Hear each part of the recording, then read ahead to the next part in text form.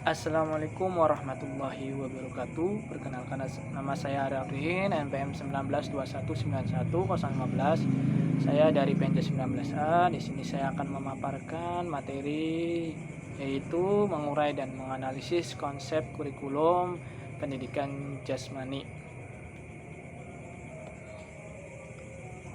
Adapun pembahasan yang akan saya paparkan, yang pertama ada pengertian pendidikan jasmani, yang kedua ada asumsi dasar program pendidikan jasmani, yang ketiga karakteristik program pendidikan jasmani, yang keempat ada ruang lingkup materi pendidikan jasmani, dan yang terakhir isu kurikulum pendidikan jasmani. Langsung aja ke pembahasan. Yang pertama ada pengertian pendidikan jasmani. Pendidikan jasmani adalah salah satu pelajaran di sekolah yang merupakan media pendorong perkembangan keterampilan motorik, kemampuan fisik, pengetahuan sikap sportivitas, pembiasaan pola hidup sehat, dan pembentukan karakter mental, emosional, spiritual, dan sosial dalam rangka mencapai tujuan sistem pendidikan nasional. Pendidikan jasmani, olahraga, dan kesehatan merupakan satu mata ajar yang diberikan di suatu jenjang sekolah tertentu, yang merupakan salah satu bagian dari pendidikan keseluruhan yang mengutamakan aktivitas jasmani dan pembinaan hidup sehat untuk bertumbuh dan perkembangan jasmani, mental, sosial, dan emosional yang serasi, selaras, dan seimbang. Menurut para ahli, menurut Sukintaka 2000, pendidikan jasmani, olahraga, dan kesehatan merupakan bagian integral dan pendidikan total yang mencoba mencapai tujuan mengembangkan kebugaran jasmani, mental, sosial, serta emosional. Lalu menurut Samsudin 2008, pendidikan jasmani adalah suatu proses pembelajaran melalui aktivitas jasmani yang didesain untuk meningkatkan kebugaran jasmani. Lalu ada menurut Firmansyah 2009, pendidikan jasmani adalah proses pendidikan yang melibatkan interaksi antara peserta didik dengan lingkungan yang dikelola melalui aktivitas jasmani secara sistematik menuju pembentukan manusia seutuhnya.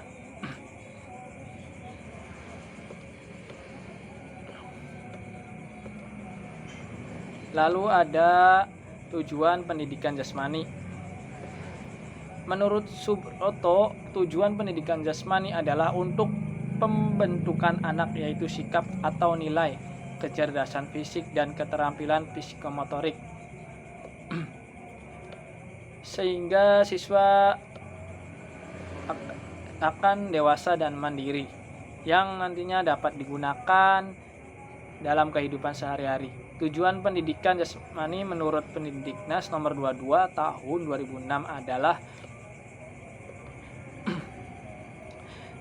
yang pertama, mengembangkan keterampilan pengelolaan diri dalam upaya pengembangan dan pemeliharaan kebugaran jasmani serta pola hidup sehat melalui berbagai aktivitas jasmani dan olahraga yang terpilih. Yang kedua, meningkatkan pertumbuhan fisik dan pengembangan psikis yang lebih baik.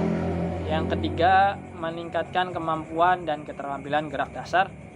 Lalu yang keempat, meletakkan landasan karakter moral yang kuat melalui internalisasi nilai-nilai yang terkandung di dalam pendidikan jasmani, olahraga, dan kesehatan.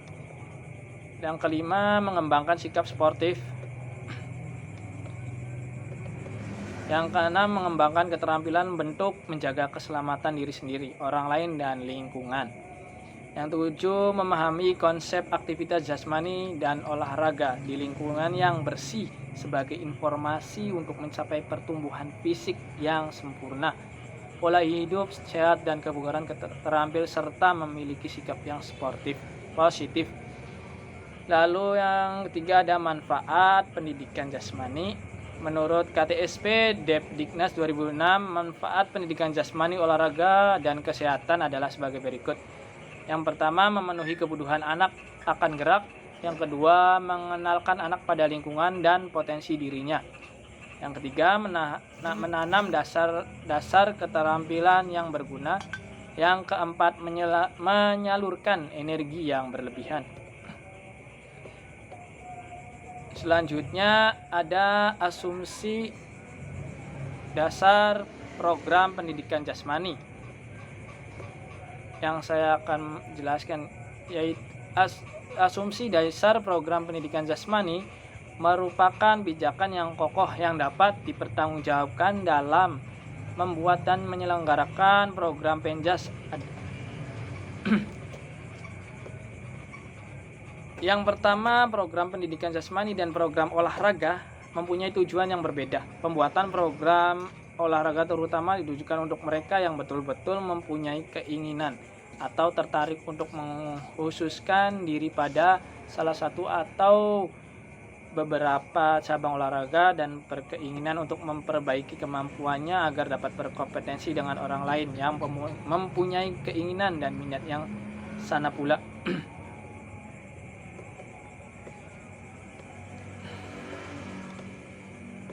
Yang kedua, ada anak-anak. Bukanlah miniatur. Orang dewasa kemampuan, kebutuhan, perhatian, dan minat anak-anak berbeda dari kemampuan, kebutuhan, minat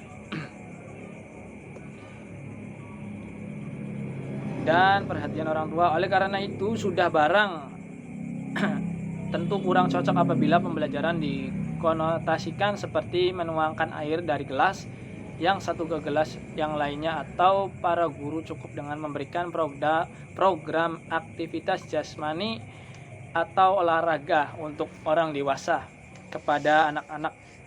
Anak-anak membutuhkan program yang secara khusus dibuat sesuai dengan minat, kemampuan, dan kebutuhan developmentally appropriate practice DAP.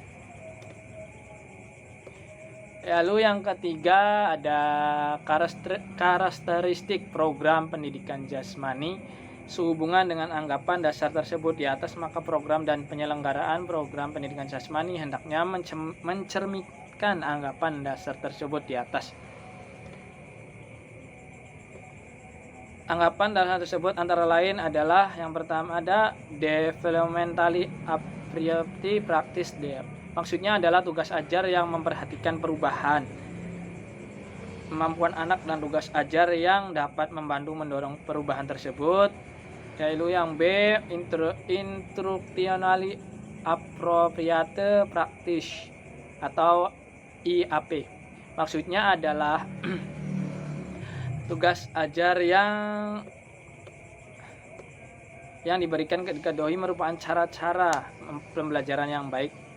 Cara pembelajaran tersebut merupakan hasil penelitian atau pengalaman memadai yang memungkinkan semua anak didik memperoleh kesempatan dan keberhasilan belajar secara optimal. Yang keempat yaitu ruang lingkup materi pendidikan jasmani. Menurut BNSP 2006-513, ruang lingkup mata pelajaran pendidikan jasmani, olahraga, dan kesehatan adalah sebagai berikut. Yang pertama, permintaan dan olahraga meliputi olahraga tradisional, permainan, eksplorasi, gerak, keterampilan lokomotor, non-lokomotor, dan manipulatif, atletik, kasti,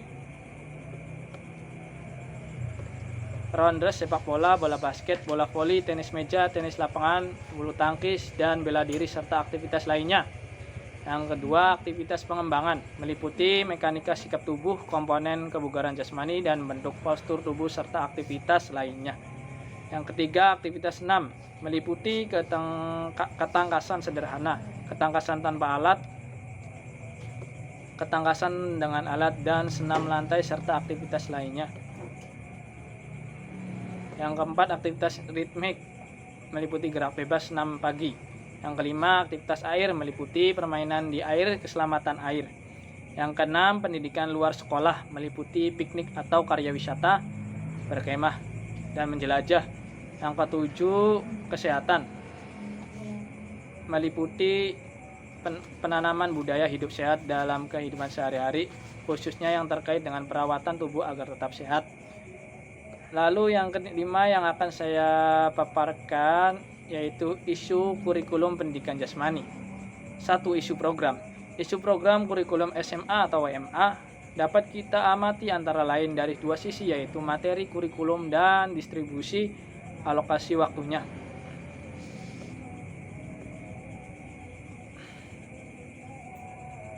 Di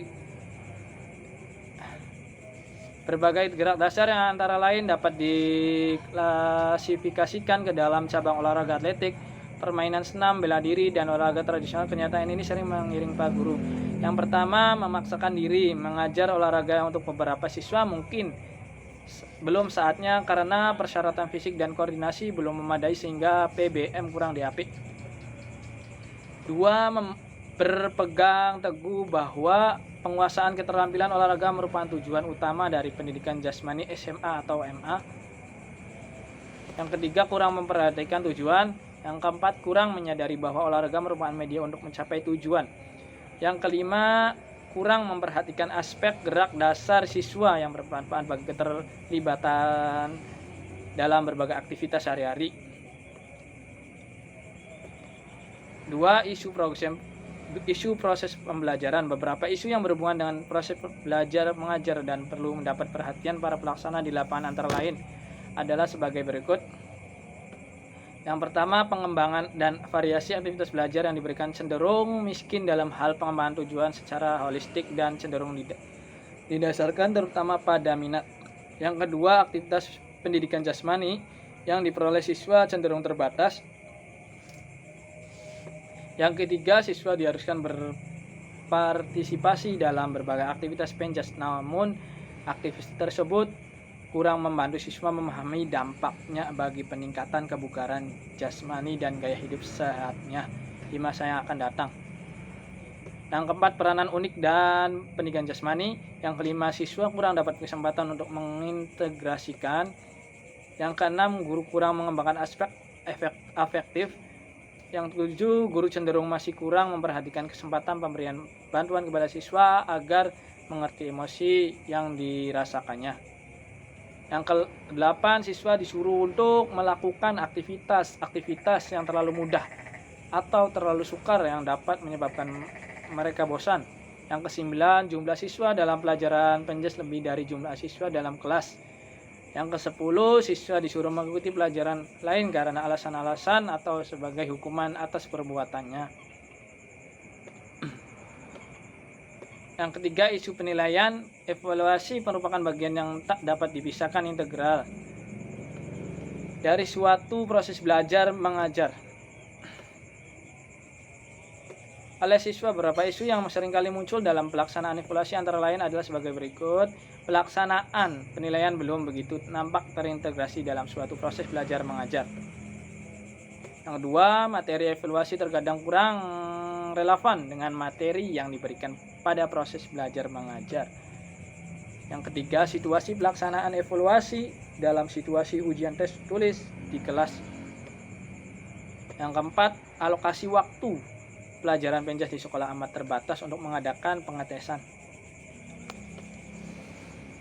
Yang kelima, masalah lain adalah evaluasi seolah hanya dapat dilakukan oleh ahli statistik.